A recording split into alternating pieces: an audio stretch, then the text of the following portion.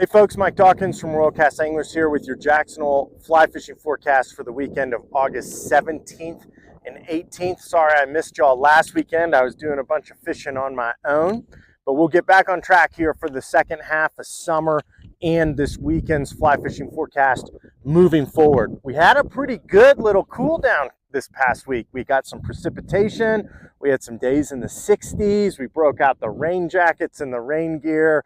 All the guides were looking a little more frisky than the summer doldrums from the summer heat and sun and sort of oppressiveness that we get here in the latter half of August. The precipitation, we actually saw a little bit of a rise in freestone rivers like the Teton River behind me, the Snake, and some other areas, freestone tributary creeks and tributaries that definitely responded well to that little pulse of water. It wasn't a lot, and it definitely wasn't a lot to make things turbid or off color, but it definitely was welcome.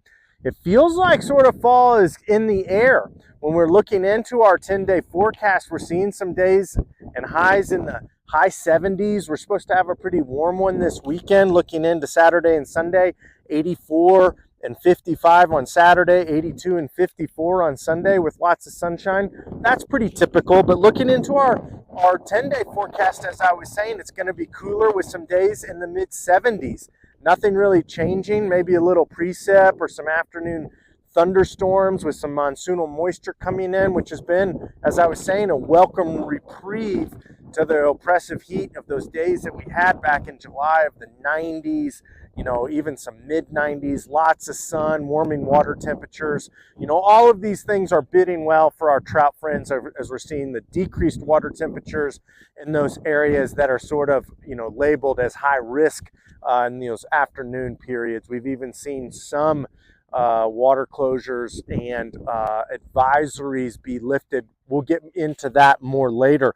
Palisades Reservoir is holding strong, 67% of capacity. Jackson Lake is 87% of capacity. So our reservoirs are still pumping out really cold, clean, high quality H2O for the latter half of our summer season. As we move into the second half of summer, we're starting to see our summer hatches, those PMDs, you know, those yellow sallies, our summer bugs to note, definitely start to wane, and we haven't really had consistent fall temperatures and water conditions, and water temperatures start to kick going our fall hatches of our mahoganies and betas. Now, days like we saw earlier in the week, you will see them, and it's always good this time of year to have mahoganies and blue-wing olives in your fly box if you're heading towards the South Fork of the Snake or the Snake in Jackson and even the Henry's Fork. But when you get these dry, warm, high sun, bright days, you'll be fishing more of your summer bugs. Terrestrials are going to sort of play the middleman in that game. Your hoppers, your beetles, your ants, you know, are going to fill that plug in between the summer bugs and the fall bugs. So carry your summer bugs, your PMDs, your caddis, you know, some of your leftover yellow sallies, golden stones.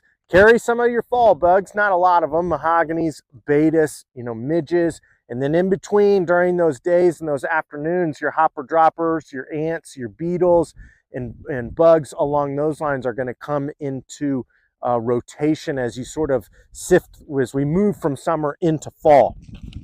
The Teton behind me, 301 CFS outside of Driggs, 662 CFS there on the lower river. We saw water temperatures in the lower river only reach the mid 60s, you know, around 3-4 o'clock, which is a really good indicator that we're past that hump of those really warm temperatures. Up here in the valley, it's mostly a terrestrial game, as I was saying. Hoppers, beetles, and ants. We're still seeing some pretty good PMD hatches and some okay caddis hatches, which is providing some good single small dry fly fishing. The lower river has still been pretty darn good early in the morning with your favorite golden stone and some of your other hopper and other terrestrial imitations, as well as small streamers. So definitely put that onto the radar as we move into the second half of summer and the beginning of fall. The South Fork of the Snake, we've seen those flows go up and down, but they didn't get as high as everybody was worried about. That was definitely a gauge malfunction at Irwin earlier in the week. But we're sitting at around 8,500, 9,000 CFS coming out of Palisades Dam, 8,700 CFS on the lower river. The South Fork for late summer is in great fishing shape. We're still seeing some pretty good PMD hatches and caddis hatches, which are keeping the riffles lively and entertaining. The fishing is highly technical now, as you would expect after a summer of anglers tossing flies and imitations over them. So look for that 5X and maybe even the 6X to come out of your fly fishing kit to trick some of those wary trout on the riffles and some of those recircs and some of those seams. As I was saying earlier, we get some cool overcast days. Definitely break out the mahoganies and the betas. We've had some good reports of the Classinia stones, the mutant stones on the lower river, as well as the lower canyon. So dawn patrol missions with small foam flies, twitching them, keeping them off the bank, fishing flats. Anything like that is going to definitely be productive in those early morning hours. We've definitely also seen fish in some pretty skinny water, which tells me they've seen enough pressure on banks and the likely holding habitat. So now is the time to look for those areas where maybe fish haven't been casted upon every day for the summer season, and you'll be pleasantly surprised. The Snake in Jackson is 1,630 CFS coming out of Jackson Lake Dam, 3,360 CFS there on the lower river. Pretty similar to the South Fork of the Snake. We're seeing some mutant stones early in the morning, so your small water walkers, your small Chernobyl bugs twitched and moved around through flats and buckets and banks, and habitat like that has been productive. We're still seeing a smattering of PMDs and caddis, but it's mostly still been a terrestrial game with your hoppers, like your Thunder Thighs hoppers. Your classic Schroeder's parachute hopper has been really productive there on the Snake. And similarly as the South Fork, definitely have a couple of those fall bugs in your back pocket if we get some cooler overcast fall-like weather.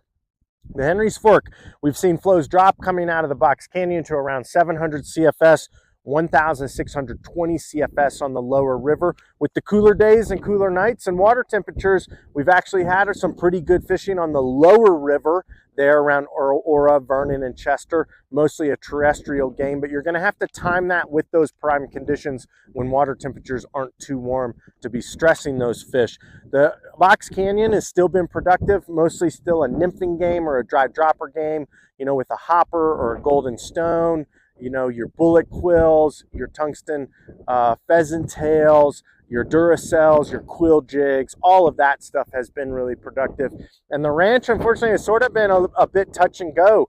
These above average flows that we had for so long since the opener has really displaced some fish, and we haven't really had any great reports. But look for the fall season to maybe kickstart that, with some cooler water temperatures, some lower, more stable water levels and flows, and we'll keep our fingers crossed in that regard. Flat Creek has still been fishing well. It's mostly been a morning game until this recent sort of cool off. PMDs, midges, caddis, the occasional calabatus here and there, as well as terrestrials. Definitely look for the Flat Creek and the traffic to dwindle out as we get to Labor Day and some of the the summer tourists start to go back home with kids going back to school and things like that. And as fall starts to progress and we get those cooler days and cooler nights, Flat Creek can really be a blast. We've actually had some of the stream closures and advisories be removed from Yellowstone Park. Definitely check our website and our fishing reports for more information on those in specific regard. As I was saying earlier, this trend that we've been seeing in our weather and our shorter days and cooler days and nights has definitely been helping that. Our shop hours going into the second half of summer, Monday through Saturday, 7 a.m. to 7 p.m. Sunday, we're open 7 a.m. to 5 p.m. So once again, thanks for tuning in. We hope you have a great weekend and a safe weekend on the water, and we'll see you here next week.